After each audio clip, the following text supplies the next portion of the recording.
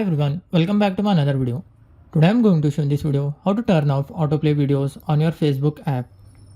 So before going to start the video, if you're not subscribed my channel, please subscribe. So let's start the video.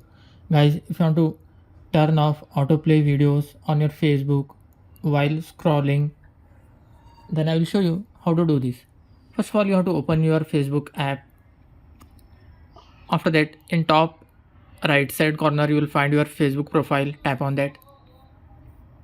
After that, you will find settings and privacy. Tap on that. After that, just tap on the settings. Scroll down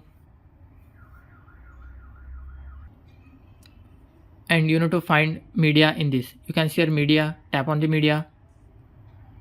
Here you can see autoplay. Under autoplay, you will find three options: on mobile data and Wi-Fi, and on only Wi-Fi only, and never play auto videos. You have to just select this option, never autoplay videos. After doing this, just close this window. That's it guys. So in this way, you can turn off or stop autoplay videos on your Facebook. Thanks for watching. Hope if you like this video, please like, share and don't forget to subscribe.